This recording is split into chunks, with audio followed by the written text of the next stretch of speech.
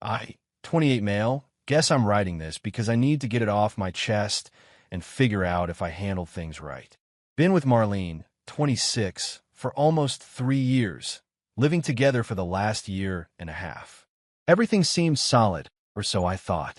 Last Friday night, she texted me around 7 p.m. saying she was heading to her mom's place because her mom, Dottie, 52, wasn't feeling well.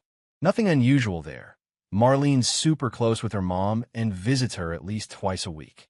I was planning a chill gaming night with the boys anyway, so I just sent back, hope she feels better. Love you.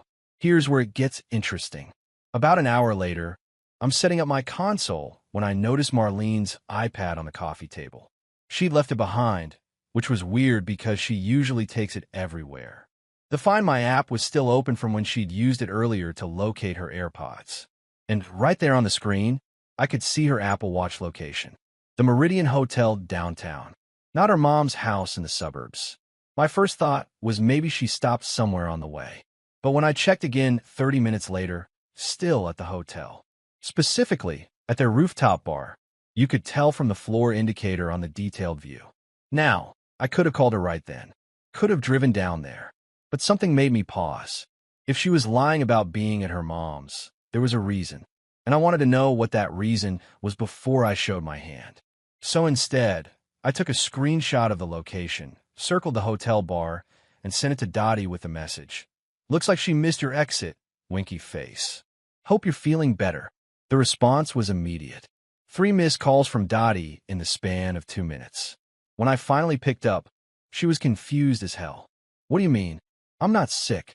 I haven't talked to Marlene since Tuesday. I explained the situation. Dottie went from confused to pissed. Like scary pissed. She said she'd handle it and hung up. 20 minutes later, my phone exploded. Marlene calling, texting, calling again. I let it all go to voicemail. The text started friendly-ish. Hey babe, mom's feeling better. Heading home soon. Then concerned. Why aren't you answering? Is everything okay? Then frantic. Ethan, please pick up. This isn't what it looks like. I can explain everything. Please answer your phone. I turned off my phone and continued gaming. When I turned it back on around midnight, I had 37 missed calls, 52 texts, and 8 voicemails. The last voicemail was her crying, saying she was outside our apartment door, and I needed to let her in because she forgot her keys. I looked out the peephole.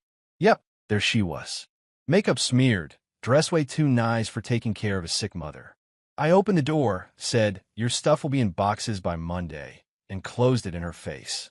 The pounding and yelling that followed probably woke up half the building, but I just put on my noise-canceling headphones and went to bed in the guest room. Saturday morning update coming soon. It gets worse. Update 1. Woke up Saturday to find Marlene had slept against our apartment door. The building manager was there when I opened it, and she literally fell backwards into the apartment. Carl, the building manager, looked embarrassed and said several neighbors complained about the noise. I apologized, helped Marlene to her feet, and told her she had 1 hour to pack essentials. That's when the entitlement started. She actually had the audacity to be mad at me. "You humiliated me," she screamed. "My mom called me 47 times. She showed up at the hotel. Do you know how embarrassing that was?" I just stared at her. "You lied about where you were." I wasn't doing anything wrong. I was just getting drinks with friends. Which friends? Silence. Male or female friends? More silence. And why lie about it if it was innocent? That's when she switched tactics. Went from angry to victim in 0.2 seconds. Tears, sobbing, the whole performance. Talking about how I'm too controlling, how she needs space, how she can't even have a night out without me questioning her. I pulled out my phone and showed her our text history. In 3 years, I'd never once told her she couldn't go out. Never checked up on her. Never even asked for details unless she volunteered them. The only reason I knew where she was this time was pure accident. "But you sent my mother after me," she wailed. "No, I sent your mother a screenshot showing you weren't where you said you'd be. What happened after that was between you two. She tried to storm into our bedroom, but I'd already changed the locks on that door. Interior lock, easy swap, did it at 6 a.m. Her stuff was in boxes in the living room. Just essentials, clothes, toiletries, medications. I told her she could coordinate getting the rest through a third party. The nuclear meltdown that followed was something to behold. She called me every name in the book, said I'd regret this, that I was overreacting, that I was ruining the best thing that ever happened to me. Then came the kicker.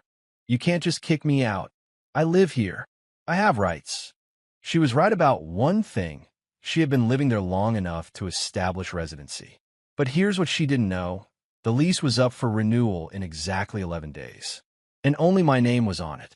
You're right, I said calmly, which is why I'm giving you 30 days notice that I won't be renewing the lease with you on it. Here's your formal notice. I handed her the document I'd printed that morning. The look on her face was priceless.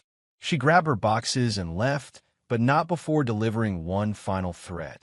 Tanner's going to hear about this. Tanner, 31, is her older brother. Ex-Marine, personal trainer, thinks the sun rises and sets on his baby sister. I've been expecting this card to be played. Cool, I said. Tell him I'll be at the gym Monday at 6 a.m. like always. She slammed the door so hard a picture fell off the wall. But the story doesn't end there. Because Saturday afternoon, I got a call from an unexpected source, the bartender from the Meridian Hotel. Update 2. Saturday afternoon, I was deep cleaning the apartment. Amazing how therapeutic throwing away someone's forgotten hair ties can be when my phone rang. Unknown local number. Hello. Hey, is this Ethan? Marlene's boyfriend. Ex-boyfriend. Who's this? My name's Jerome. I'm a bartender at the Meridian. Look, I probably shouldn't be calling, but my conscience is killing me. My stomach dropped. What's going on? Your ex was here last night with some dude. They were all over each other until this older lady showed up and caused a scene. Security had to escort them all out. But here's the thing, this wasn't the first time. What do you mean? I mean she's been coming in every Friday for the past 2 months. Always with the same guy. Always paying cash. Always left together around 11. I remember because she tips like crap and acts entitled as hell to my staff. I thanked Jerome and hung up. 2 months. Every Friday. All those times she was at her mom's, or out with the girls, or working late. But wait, it gets better. Sunday morning, I woke up to a text from Dottie. Can we talk? I have information you need to know. We met for coffee. Dottie looked exhausted and pissed in equal measure. She slid a folder across the table. I did some digging after Friday night, she said. The man she was with? That's Garrett Walsh. He's her boss's son. I nearly choked on my coffee. Marlene worked as a marketing coordinator at a mid-size firm. Her boss, Patricia Walsh, was known for being a hard ass who didn't tolerate BS. Her son Garrett was 34, married with 2 kids, and worked in the family business. There's more, Dottie continued. I called Patricia yesterday. Professional courtesy, mother to mother. Turns out, money's been going missing from the marketing budget. Small amounts, but consistent. Patricia's been trying to figure out who's responsible. You think Marlene? I don't think. I know. Garrett's been approving fraudulent expense reports. Fancy dinners claimed as client meetings. Hotel charges for conference rooms. Patricia's gathering evidence for a formal investigation. I sat back, stunned. Not only was Marlene cheating, she was doing it on her company's dime. Why are you telling me this? I asked. Dottie's face hardened. Because she's my daughter and I love her, but I didn't raise a liar and a thief. She made her bed. Now she gets to lie in it. Also, she pulled out her phone. She's been telling people you were abusive and controlling. That you were the reason she had to sneak around. I'm not letting her drag your name through the mud. She showed me Marlene's Instagram story. A black screen with white text. Sometimes you don't realize you're in a toxic relationship until you try to breathe. Starting fresh. Broken heart. The comments were full of support from her friends. You deserve better. He never appreciated you. Controlling men are the worst. I laughed. Actually laughed. She's really going all in on this narrative, huh? Oh, honey, Dottie said, patting my hand. She has no idea what all in means yet. Monday came around, and sure enough, Tanner was waiting at my gym. But not alone. He brought 2 of his buddies, all in matching tough guy workout gear. I walked right past them to the front desk. Hey, Marcus, I said to the manager. Those three guys are here to intimidate me over a personal matter. Can you ask them to leave? Marcus, bless him, didn't even blink. Absolutely. The look on Tanner's face when security approached was chef's kiss. He tried to argue, saying he was a member, but Marcus pulled up his account. Actually, your membership was revoked 6 months ago for aggressive behavior towards staff. You're trespassing. Turns out, Tanner had been banned for roid raging at a trainer. Marlene had been using her key fob to let him in anyway. Another policy violation to add to the list. They left, but not before Tanner shouted, "This isn't over." It was, in fact, about to be very over. Update 3. By Tuesday, Marlene's world was collapsing faster than a house of cards in a hurricane. Patricia Walsh had moved forward with the investigation. Turned out Marlene and Garrett had stolen close to $8,000 over 2 months through fake expense reports. Not enough to live lavishly, but enough to fund their Friday night hotel adventures and weekend trips I thought were girls' weekends. I know this because Patricia called me personally. Why? Because some of those expense reports listed me as a client they were entertaining. My LinkedIn, my supposed company connections, my name forged on dinner receipts. I need you to confirm you've never had any business dealings with our firm, Patricia said, her voice ice cold. Never. I work in software development. We have no overlap. Would you be willing to sign an affidavit to that effect? Send it over. Wednesday morning, Marlene was fired. Garrett was fired. Patricia filed charges for embezzlement and fraud. But here's where Marlene's entitlement reached new heights. She actually showed up at my office. Security called up to warn me. I told them to let her wait in the lobby, but not allow her upstairs. I watched on the security feed from my desk as she sat there, designer bag, probably bought with stolen money, clutched in her lap, checking her phone every 2 minutes. After an hour, I went down. Marlene. She jumped up, started toward me with arms outstretched like we were in some rom-com. I stepped back. "How could you do this to me?" she hissed. "Do what?" "Tell the truth when asked." "You got me fired. I'm being charged with crimes." "You got yourself fired. You committed crimes." "It was just." Garrett said it was fine. "Everyone does it. You don't understand how corporate culture works." "I understand theft." "So does the district attorney." She actually stomped her foot. "Like a toddler.